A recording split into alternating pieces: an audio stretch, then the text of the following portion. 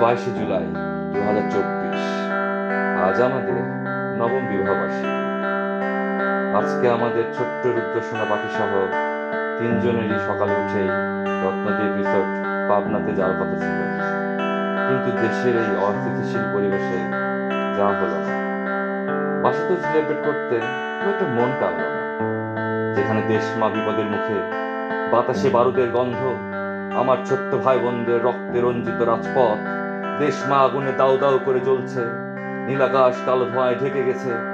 আমার কোমলমতি নিষ্পাপ ভাই বোনদের অধিকার আদায়ের অহিংস শান্তিপূর্ণ আন্দোলনকে ঢাল করে আমার নিজেরই দেশমাতার বুকে জন্ম নেয়া এই দেশেরই শত্রু একদল পিশাচ হায়নার মতো ঝাঁপিয়ে মেতে উঠেছে দেশকে স্থবির করার অপচেষ্টায়, এই দেশকে 50 বছর পিছিয়ে দেওয়ার নির্মম খেলায়।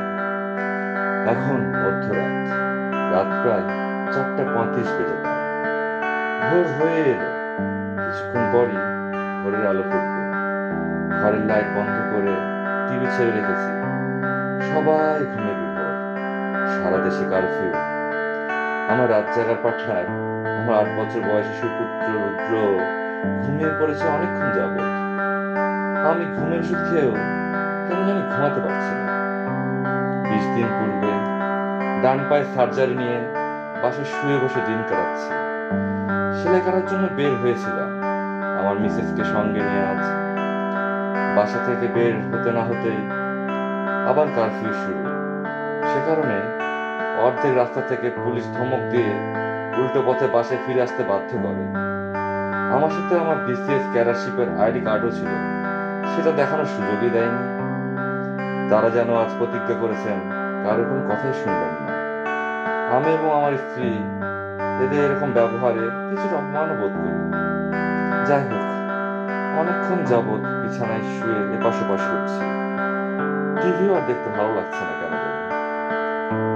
হঠাৎই টিভির মৃদু আলোতে টিভির পাশে রাখা বুকশেলফে আমার পরম শ্রদ্ধেয় প্রয়াত কবি মাহমুদুল হাসান মাসুম মামার প্রথম কাব্যগ্রন্থ সবুজ কবিতার ঋণটির দিকে চোখ পড়ল।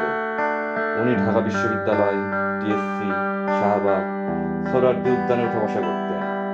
উনি বেশ প্রগতিশীল মানুষ এবং লেখক হিসেবে খুব অল্প সময়ে বেশ খ্যাতি অর্জন করেছিলেন।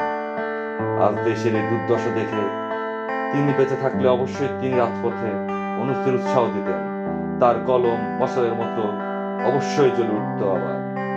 তাই বিছানা থেকে উঠে আমার অ্যাকোস্টিক গিটার হাতে ওনার কাব্যগ্রন্থ থেকে কিছু কবিতা বেছে নিয়ে শরীরে শিহরণ জাগাবে এমন ধরনের সুর করার চেষ্টা করছিলাম, যেন মামার কবিতা ও আমার দেওয়া সুর একসাথে মিলে সবার কানের স্যাকুলাস ইউট্রিকুলাস পেরিয়ে টিম্পেনিক পর্দা ভেদ করে ব্রেনে যে অ্যাড্রিনালিন ক্ষরণ হয়। কিন্তু কিছুতেই মন মতো শুরু করতে পারলাম না। আমি কবিতা আবৃত্তি করতে পারি না।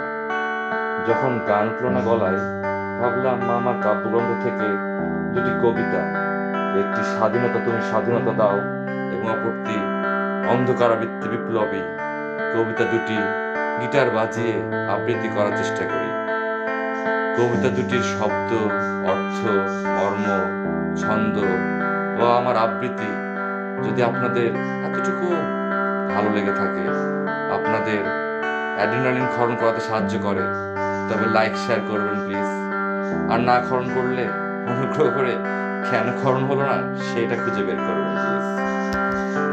যাই হোক, কবিতায় আসা যাক।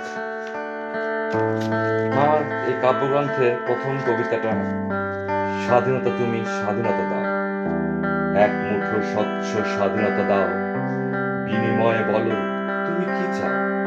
বুকের তাজা কিছু রক্ত সে তো দিয়েছি অনেকবার, সেই 52 থেকে শুরু, সেদিনও দিলাম বই মেলা, তাজা রক্তে রঞ্জিত রাজপথ বারবার, তবু পাইনি স্বাধীনতা স্বদেশ করবার। চাই সেই স্বাধীনতা, সেই ভালোবাসা, যা হবে জ্যোৎস্নায় স্নাত স্বদেশ প্রেমের ভাষা। স্বাধীনতা দিতে পারো কি ওই রূপ স্বাধীনতা, যা ছিল মুক্তিযোদ্ধার মায়ের সুপ্ত আশা। সাম্রাজ্যবাদের জঙ্গিবাদের লোলুপ দৃষ্টি চেয়ে আছে দাওয়ায় জ্বালানো মায়ের শেষ প্রদীপ স্বাধীনতা পানে। এক মুঠো স্বচ্ছ স্বাধীনতা চাই আমার, দিতে পারো সেই স্বাধীনতা যা হবে সবার। সব যাচ্ছে একেবারে রসাতলে, তাই বুক ভাসাবো কি চোখের জলে। এসো বন্ধু, এখন ঘুরে দাঁড়ানোর সময়, স্বদেশ গড়ার জন্য তারাই হাতে হাত রেখে। অন্ধকারাবৃত্তে বিপ্লবী, মধ্যরাতে অভিলাষী মন তোমার বিরহে নিঃশব্দে হাহুতাশ করে ওঠে এখনো। বিভাজিত হৃদয়ের এক পাশে জ্যান্ত জখম, অন্য পাশে ঘুটঘুটে অন্ধকারাবৃত্তে বিপ্লবী। সেই আধারে লুকিয়ে থাকে বিপ্লবীরা সত্যরা। আমি শৃঙ্খলিত তোমার জ্যান্ত কলরবে, বোবা দ্বিধাকরণ যে বারবার বিভক্ত হয়, তবু অভিলাষী মন তোমায় খুঁজে বেড়ায়। ঋতুচক্র প্রকৃতির রং বদলায় 12 মাস, আমি বদলাতে অক্ষম, বিধায় ঘটে সর্বনাশ। দীর্ঘ ভুলের পথে দিশেহারা ক্লান্ত পথি, পেরুতে চাই অন্ধকারাবৃত্ত বক্ষ। সামনে বিস্তীর্ণ দীঘল পথের দিগন্ত রেখা, কিছু পৌঁছেছে, কিছু রয়েছে মাঝ পথে একা। বিভাজিত হৃদয় থেকে বেরিয়ে এসো প্রিয়া, পাশাপাশি হেঁটে বেড়ায় দারুচিনির সৈকতে। স্লোগানের ভ্রূণ জট্রে নিয়ে জন্ম দিও মুক্তি। আহ, মুক্তি হবে স্বাধীনতার কন্যা প্রীতিলতা। শৃঙ্খল মুক্ত হবে দ্বিধাকরণ বিভক্তি চিরতরে।